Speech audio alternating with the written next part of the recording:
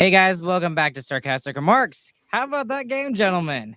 I know, right? This is good. Just get straight into it because that was extremely exciting, and it gives me a lot of hope for the future. Chris, James, how y'all doing? How y'all feeling about that game? Very good. Chris happy. Like how? I am also very happy. So I think the best thing about this game was just everything just seemed to click for the Dallas Stars today. Mm-hmm.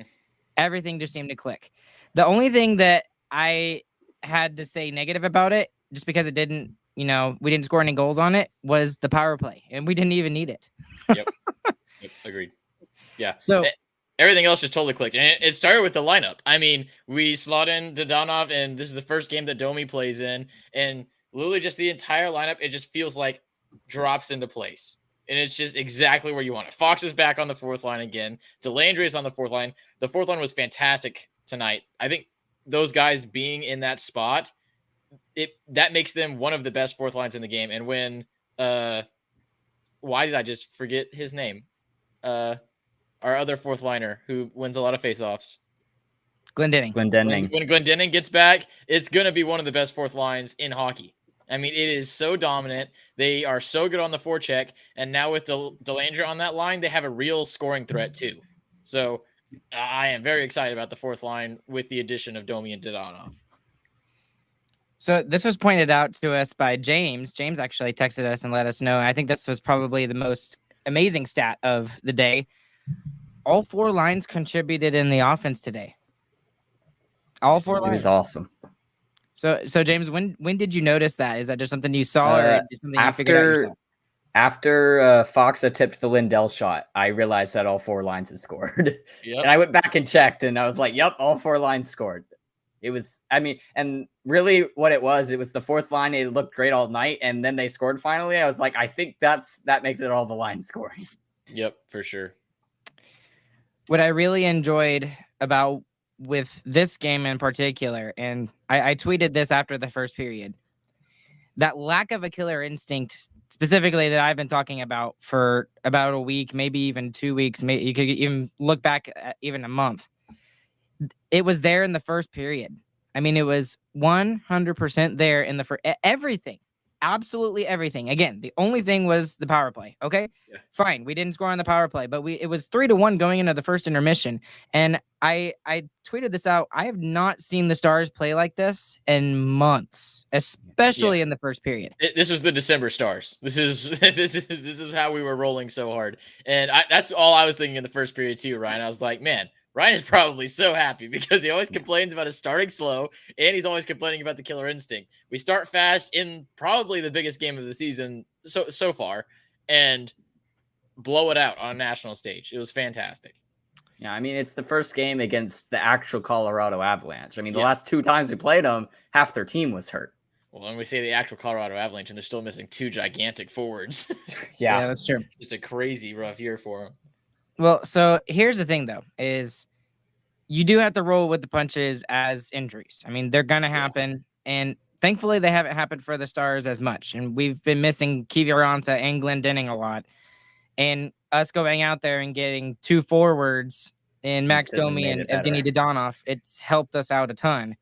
And so, I mean, that puts Kiviranta as the 13th forward, I think, when he comes back, which, I mean, it sucks for him, but that's just the way that it is. I really wanted to talk about, and you already kind of mentioned it a little bit, Chris, but the fourth line was by far, in my opinion, the best line in the game tonight. And they might not have been getting all the scoring chances and stuff like that, but at the beginning of the game, the very beginning of the game, it was the fourth line that got it started. And literally, as soon as they started in the offensive zone, they were able to change out to the first line. The first line got out there, and then Robertson gets the first goal of the game, and it just starts the pace for the rest of the game. So I have to give full marks and full credit to the fourth line. I thought they were one of our best lines today. Yeah, they were definitely fantastic. I'll give them full credit for it, even though I did my little face at that because our first line did score 3 goals. So that's a little tough. But our fourth line was exceptional tonight, especially when we've been badgering them the past couple of weeks.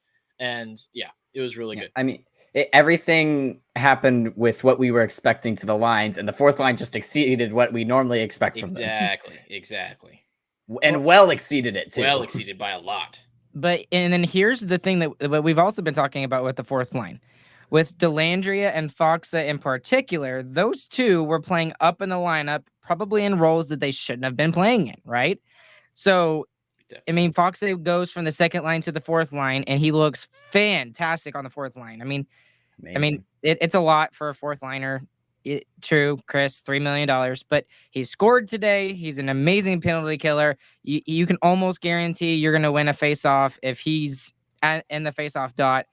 And it just everything that seemed to work with that fourth line worked. And then with Dellandrea, we haven't really seen him a lot on the fourth line this season. He's mostly been slotted in as a middle six forward, but it really worked for him today. I mean, I think it kind of highlighted the best parts of his game, being able to play on the fourth line with Radek Foxa. Absolutely. And you think about how that line played, even with Kiwi on it, that line just hunts pucks and they outwork the other team. That's what they did with Kiwi and Glendening, Foxall playing on that line earlier in the season. They just hunted every single puck down, played the entire shift in the opponent's zone, and that's what they did tonight.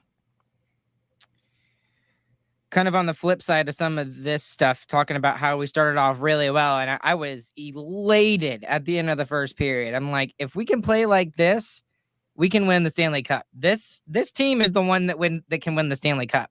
The problem is we haven't seen it consistently through the season, and boy, did we have a big downturn, especially in February.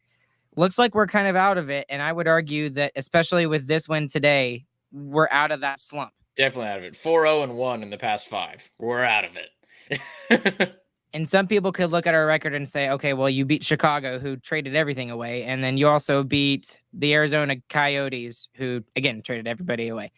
And we also you can't say anything about this Golden game. Knights, the Golden Knights and the Avalanche too. I mean, that's in this 5-game stretch. And you beat those two bad teams when everything is going against you. All the bounces were against us, and we still found a way to scrap out those wins. Tonight we get like 1 or 2 bounces. I would even say Colorado got more bounces than we did. Their first 2 goals. I mean, that is so lucky. And we still just blow them out of the water. It doesn't matter. We just took control of the game. So the next thing I kind of wanted to discuss was how physical they came out in this game today. I mean, they destroyed everybody that they could. Everybody and anybody.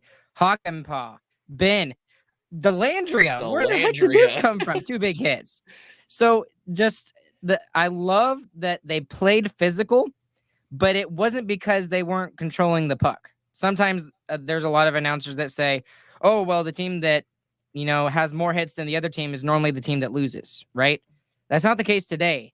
And especially with the way they played on the physical side of the game, it set the tone for the entire game. So I loved how well they did that today.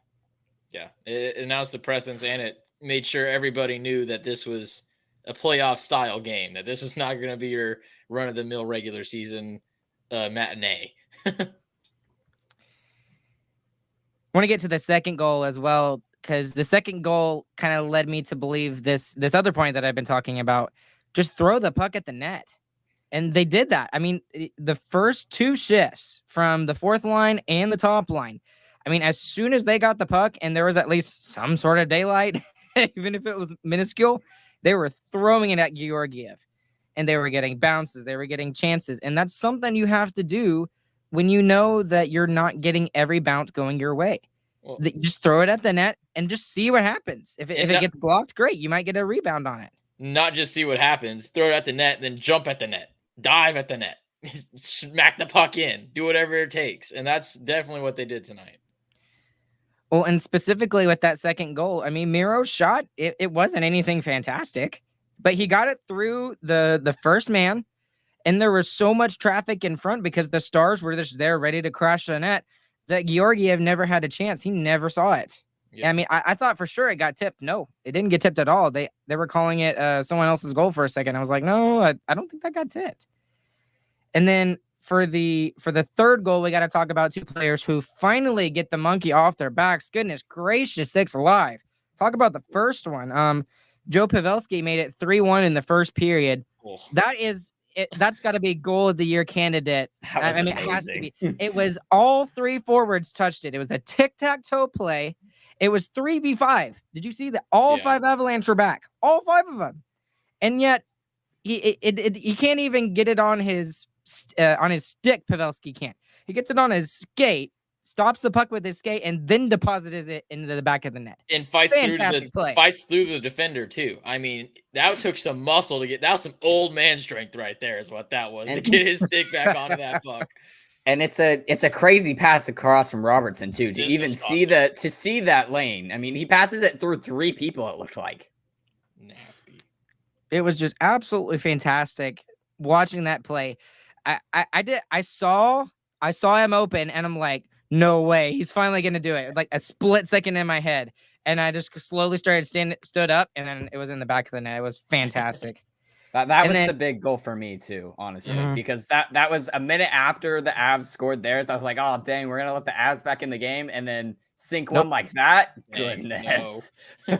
Yeah, right. And it wasn't just like how it was scored. Yes, it was a dagger, but it was the timing of it. You're exactly right, James. Is because 2 minutes before the end of the first period, maybe the Colorado can feel better about themselves, and they got a late goal. And all right, we're only down by 1 goal, guys. No. The first top line came back and, I mean, made that play. It was disgusting.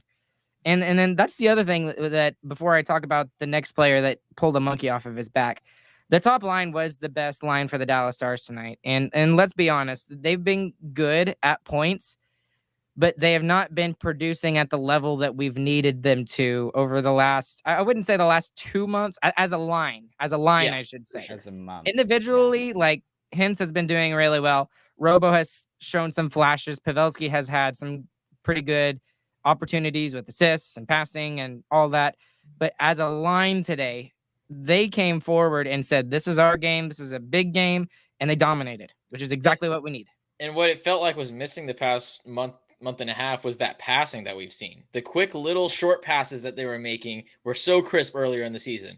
And we saw them back again tonight. The passes were just hitting. Something about tonight, everything was just clicking. And that's why I think I credit so much of that to just scrapping out the 2 wins against Arizona and Chicago. Yep. I mean, those were not pretty wins, but that gets your confidence rolling again. When you beat teams like that, like you're supposed to, you start getting that confidence back. Yeah, 100%. So getting to the next goal, Mason Marchment, welcome to the goal column again for the. It only took 32 games. But he's finally over it. And when I saw him in the high slot and there's like nobody around him, I'm like, please, give it to him. Please give it to us.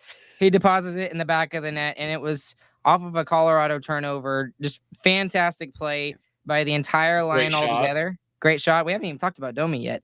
But Marchment. Great play by Domi, too. Yeah. I mean, it's like a third assist right there. Yeah. Give him the tertiary assist.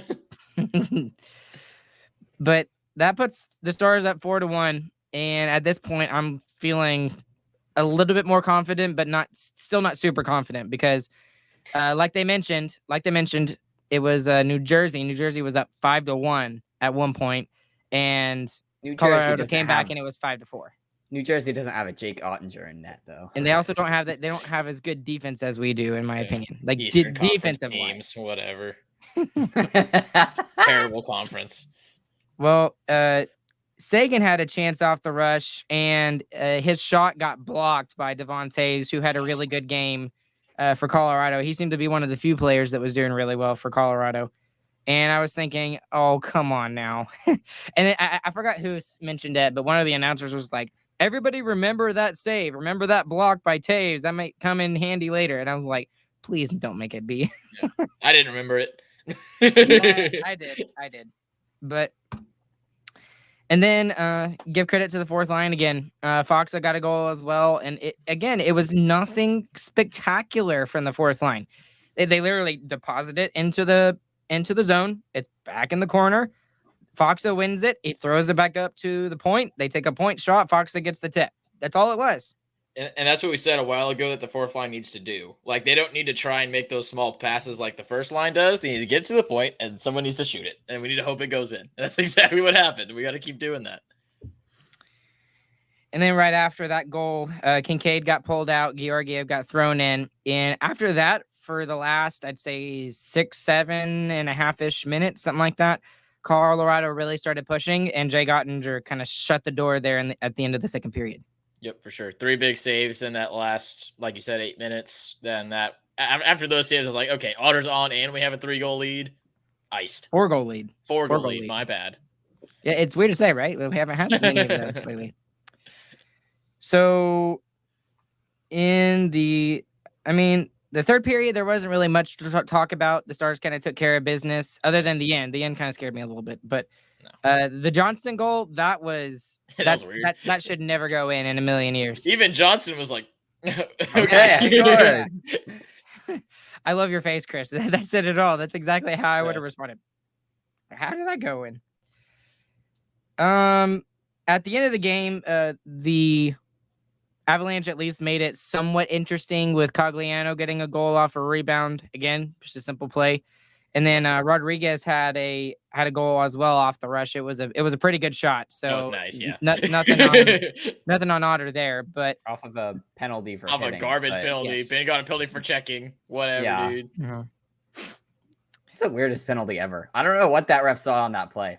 Dude, Wes McCauley has it out for the Stars. That's my deep state. That's my deep state conspiracy theory that Wes McCauley hates us. Mm-hmm. Well, then Jason Robertson would get rewarded with an easy goal because he scores so many hard goals anyways. Just give him an easy one. Made it 7-3, and just, I mean, it was fantastic. The way the Stars played a majority of the game, I'd say 99.99% of it was just absolutely excellent. All of my criticisms that I've been saying for weeks, I have no reason to criticize this team at all after this win. I have nothing. And even the power play that wasn't good tonight, it doesn't matter because all the goals you scored are 5-on-5, right? So I mean, I can't complain about it if you're winning the game. Results are the things that matter. And the last 4 games, I think the most important thing is how many goals we scored. We've scored 4 goals or more in the last 4 games. Scoring good. We're scoring again. We were stuck on 2 or 3 for like a month and a half. Uh-huh. Finally getting back to it. Finally executing on the chances that we get.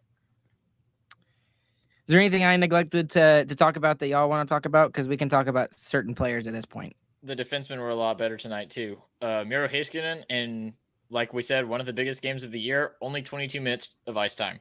That means everyone else is playing solid enough to be put back out there. That's what we need in these big games. So hopefully the D, who is fluctuating in how good they are, can be consistent when crunch time comes. And in the playoffs, that's every game. So super important. Super important. I thought Hakanpää was absolutely amazing. He had one of the best 5 hits. He had 5 hits, like half of them on McKinnon, I swear. He had like a +4 on the night. It was a crazy night for him. Yeah. Especially after having a rough couple of weeks, I feel like he really stepped back up. The whole team, yeah.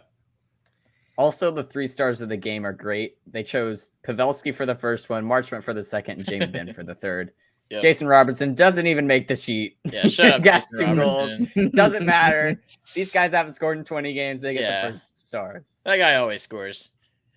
So just taking a look at some of the stats in today's game, 11 players end up with a point tonight. And then here's something else that kind of shows you how good Hakanpää was today.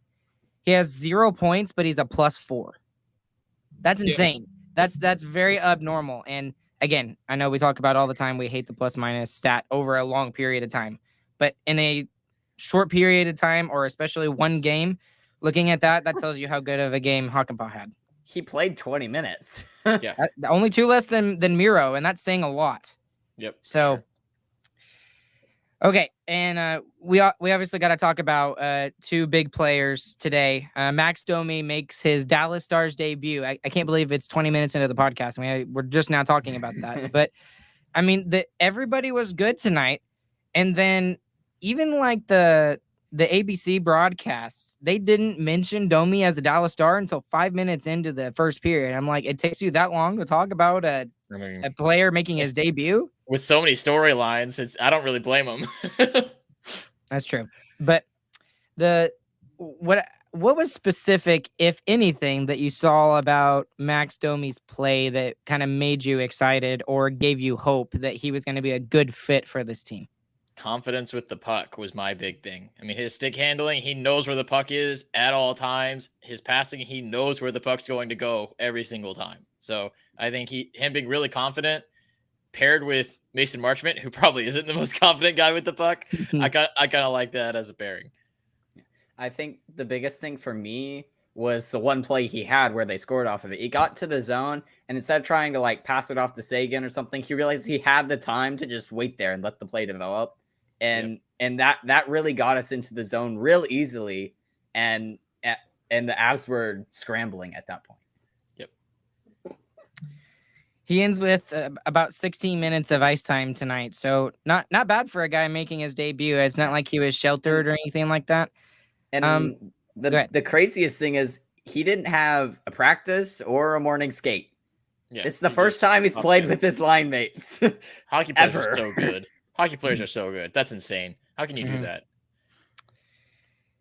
What I particularly liked about Domi is that for me, he was very nervous at the beginning of the game. And I could easily tell because he had a couple of turnovers.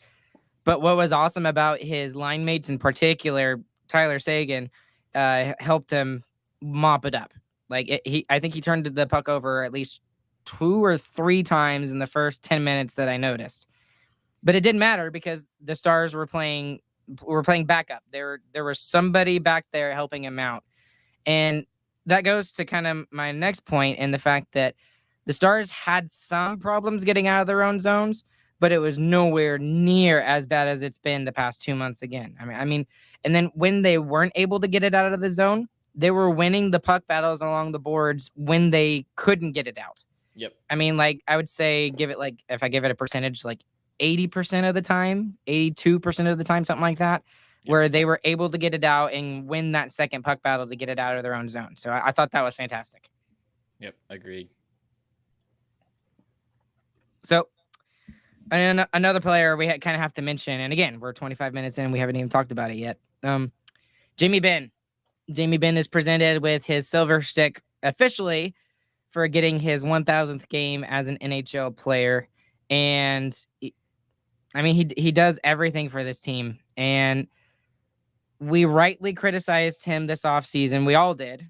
And the amount of money that he's making and everything like that, you can't do that this year. You absolutely can't. Because, okay, he may not be scoring at the same rate that he was when he won the Art Ross. Okay, he's not going to get 80 points anymore like he did. But he's doing everything else, man. I mean, he is just a beast to play against. Nobody likes to play against him because he's just a monster. Yeah. He's the power forward that, like, every team in this league, I think, would probably want. And then on top of that, he's leading along this next generation of Dallas Stars players with Wyatt Johnston going along the way, who's going to be a superstar in this league if he keeps playing the way he's been playing. Yeah. So not only does he have his Renaissance season going on, and I think he hits 30 goals this season the way he's playing. He's doing so much more. Yep. Which is crazy, especially considering last season. He played all 82 games last season and didn't hit 20 goals. And now he is well past 20 already. So the stride he took and like just taking it to another level and finding a different way to play was the big thing. We talked about that all last offseason, that he needed to find a different way to play, and playing on that third line, he's definitely found his spot at least, or maybe we can give some credit to DeBoer on that. Yeah, I don't know that he's playing any differently, honestly. Yeah, because he's still playing his physical, heavy. I mean, that's what's more impressive to me is that he's still the Jamie Benn that has played for this team for forever. He is constantly hitting. He's headhunting. It feels like every shift. He's fighting for pucks in front of the net. He's knocking people to the ice, and now he's just able to score again. I don't know how that works, whether it's just him playing less time, being able to do more of that, or what. But it has been absolutely amazing to see. Yeah, I think he's playing less time. Playing against the lower lines definitely helps. But then the biggest thing I was thinking about when I was talking about changing the way he plays was him on the power play on that first unit.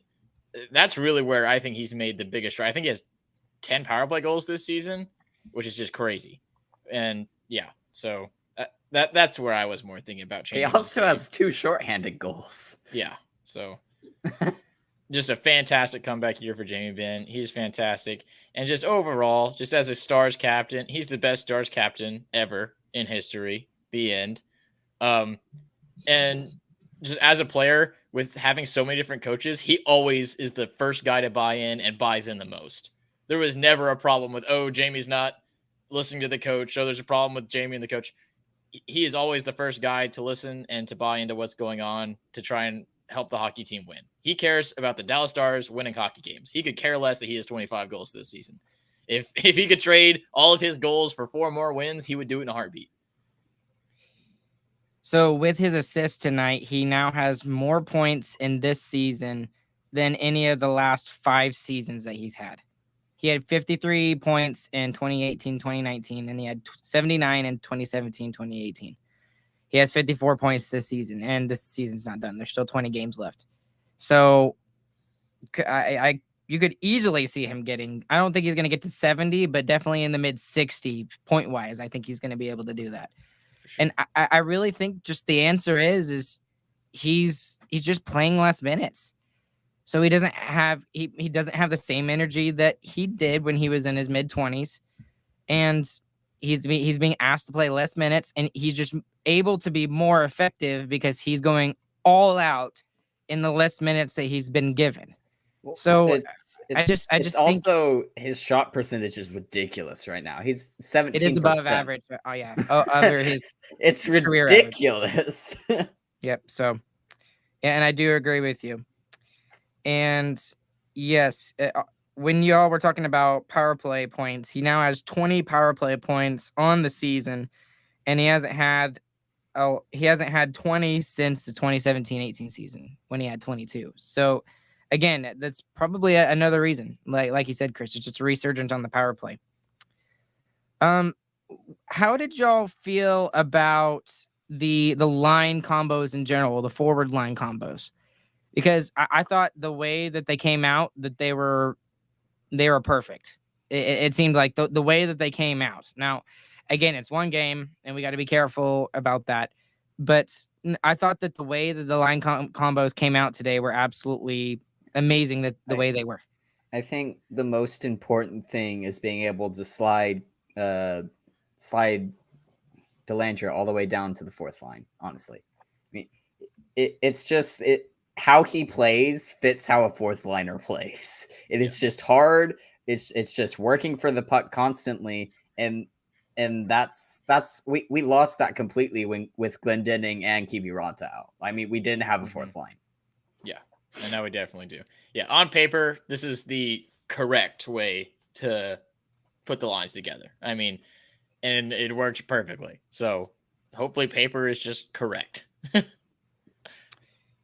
So I did want to talk about some things that I've seen a lot on, and then we'll mention the Texas Stars game last night. I don't know if y'all saw that. That was yeah. I went back in and found it and watched it. Oh man, it was a full playoff game. It makes me want to go and watch a Texas Stars game here in the next couple of months, maybe even in the playoffs. We'll see. But before that, do you all think that Thomas Harley is going to be a part of this team, whether it's in for the rest of this season or in the playoffs? He has to because it looks like that Nil went out and did his due diligence and looked to see if there is a defensive option out there that he thought would actually be an upgrade over Ryan Suter or whoever else is on the bottom 3rd pairing. And I would argue that he didn't find one because obviously he didn't trade for one. So that would make Harley kind of like the trade deadline acquisition for the Stars on the blue line. And a lot of people have argued that that's something that we still need, is we just need one more defenseman, and that might put us over being a quote unquote contender. What are your thoughts on that?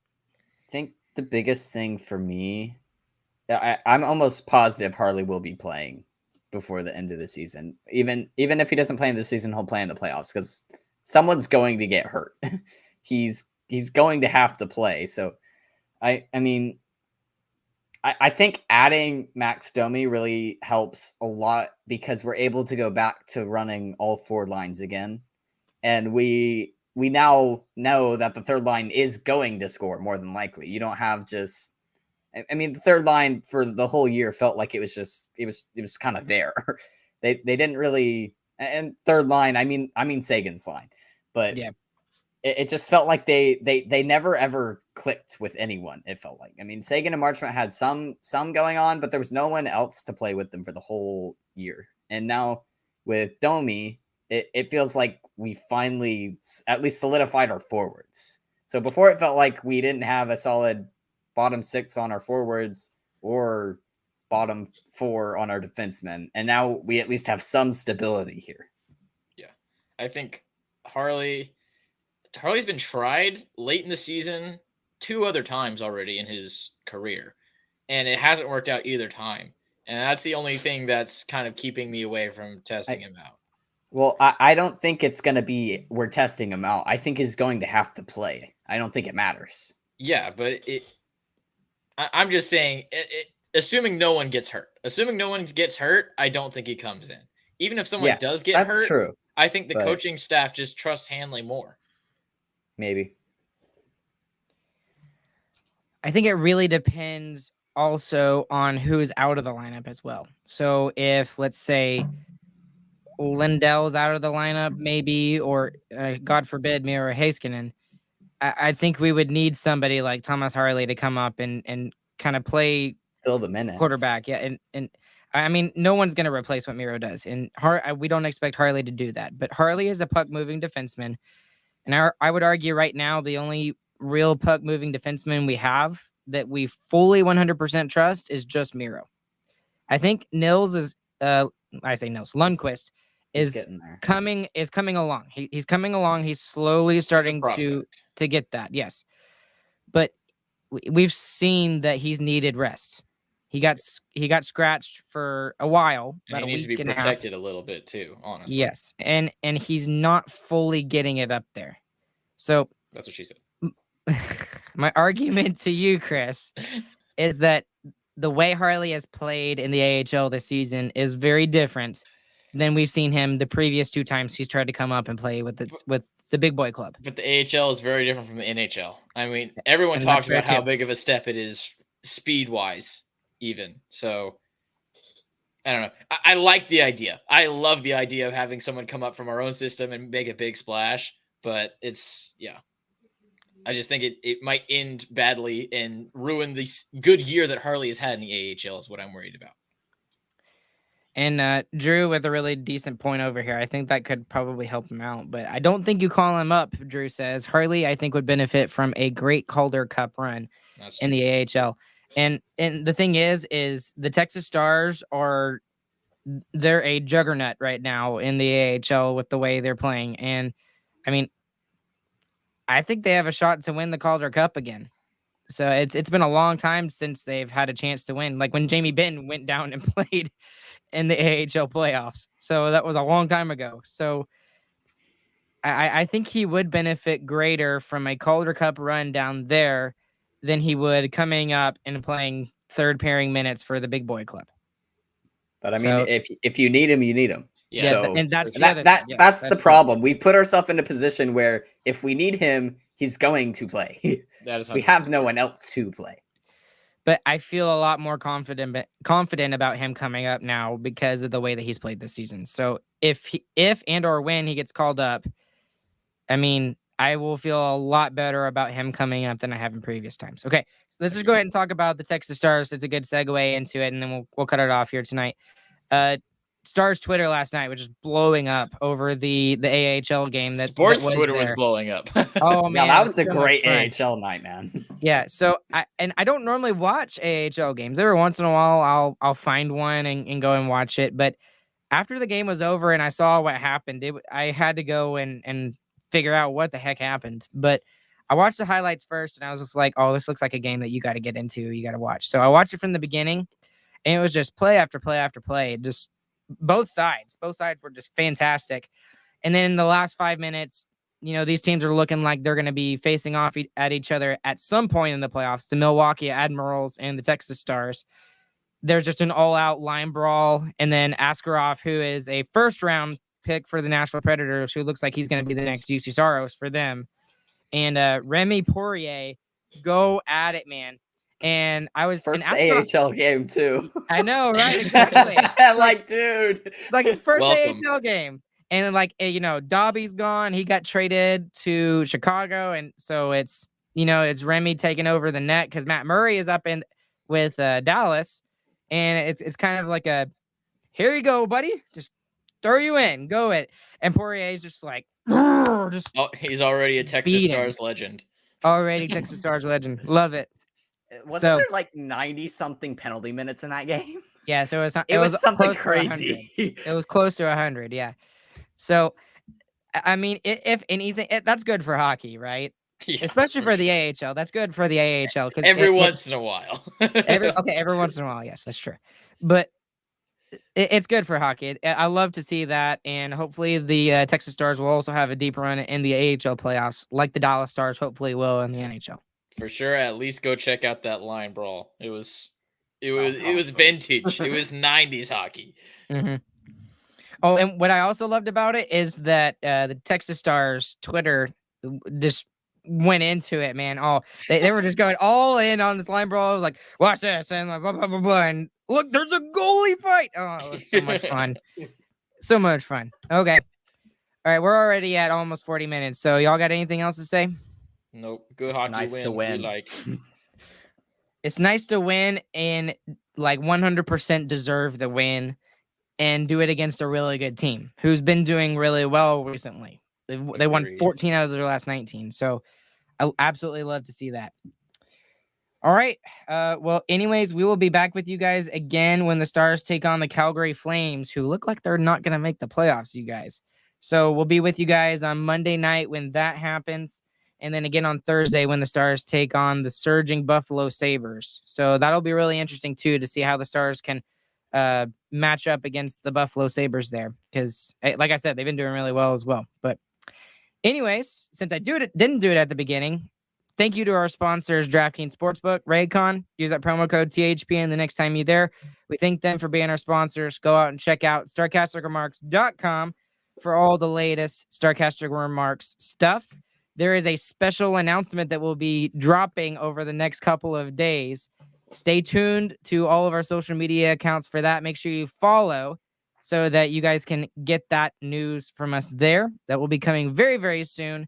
And if you've enjoyed this episode, we'd really appreciate it if you guys would retweet it, leave us a comment. Hit the notification bell, all that stuff, that people say all the time in videos like this. But anyways, along with Chris, along with James, my name is Ryan. We will catch you guys on the flip side, and we hope you guys have a good, fantastic morning, afternoon, evening, whenever you guys are listening. James, Chris, take us out. Say it together.